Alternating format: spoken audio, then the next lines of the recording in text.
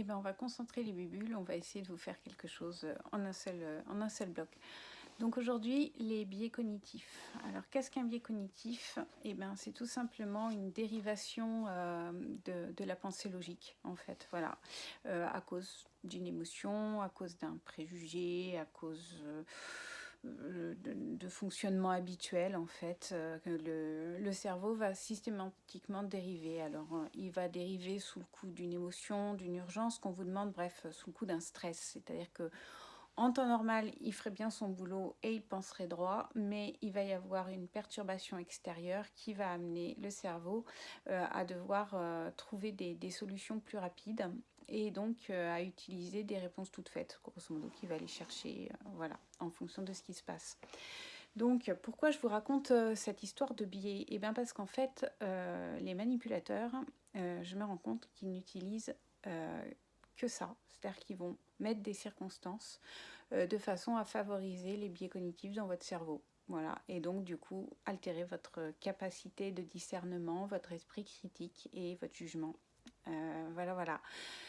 À quoi ça sert de savoir tout ça? Eh bien simplement parce que quand vous avez une personne qui utilise des biais cognitifs sur un public, et que ce public va devoir choisir si vous faites quelque chose, comment vous le faites, etc.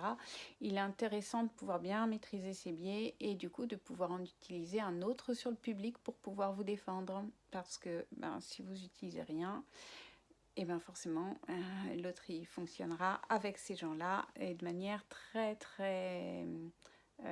rapide en fait. C'est d'une efficience assez fulgurante et personne ne se rendra compte qu'il a utilisé un biais puisque personne n'est au courant et vous souffrirez parce que vous ne comprendrez pas pourquoi ce que vous dites n'est pas entendu. Et bien parce que ce n'est pas entendable vu l'état dans lequel est le cerveau de votre auditoire. Voilà tout. Donc, comment ça se passe tout ça? Eh bien, en fait, on va avoir déjà une mise en place de circonstances qui vont permettre donc ces biais cognitifs d'être utilisés. Donc, il faut mettre les personnes en situation de stress, mais un stress discret forcément. Donc, ça va être par exemple une surcharge d'informations. On retrouve ça beaucoup dans les audiences où le manipulateur va avoir 60 pages de réquisitoires ou autres, 200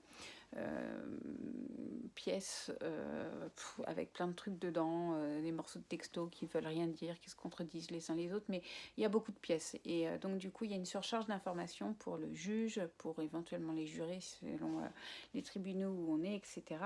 Et donc cette surcharge va empêcher le cerveau de tout analyser parce qu'il y en a trop, et donc le cerveau va faire en fonction de son ressenti. Voilà, et le ressenti va être forcément induit par le manipulateur aussi en utilisant d'autres biais cognitifs. Notamment, il va être le premier à parler, donc il va induire une notion de conflit parental. Et donc, le cerveau du juge, quand il voit la masse d'informations fulgurante qu'il ne peut pas traiter et qu'on lui a suggéré que c'était du conflit parental, il va rester sur le conflit parental. C'est tellement plus simple que son cerveau met ça en action. C'est quelque chose qu'il connaît, donc c'est facile.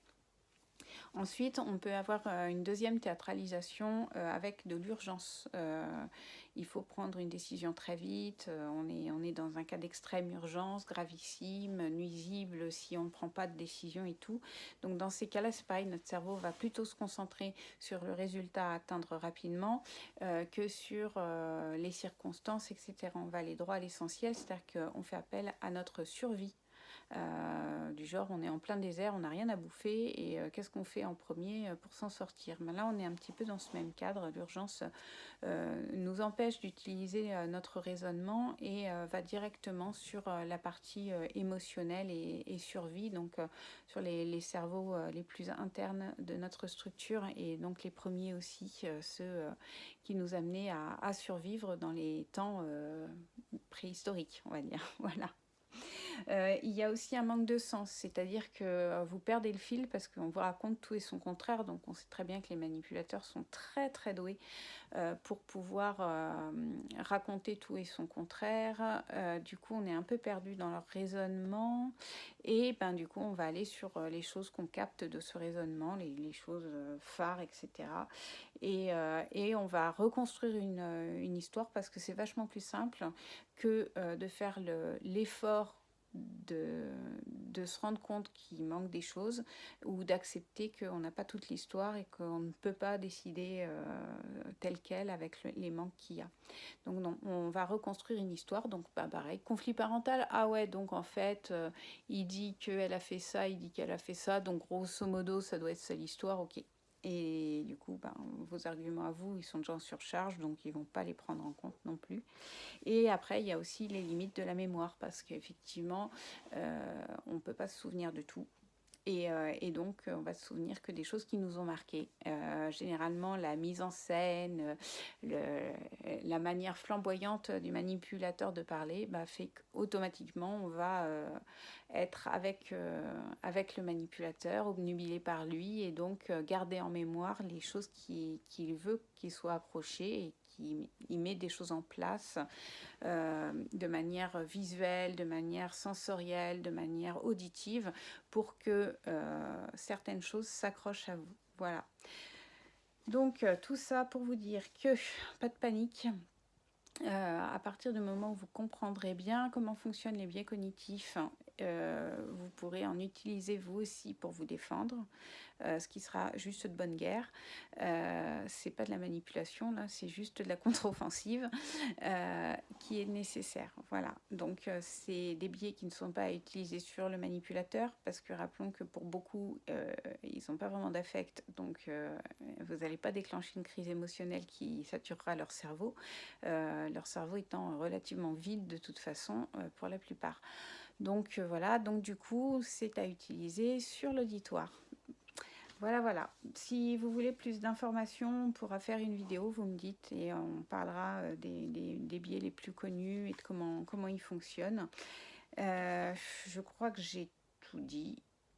Voilà, donc non, vous n'êtes pas folle, non, vous n'êtes pas entendu, vous n'êtes pas entendable parce qu'on a mis le cerveau des personnes qui doivent vous entendre sur off. Voilà, tout simplement. Et donc, donc vous allez jouer le jeu. Allez, à plus.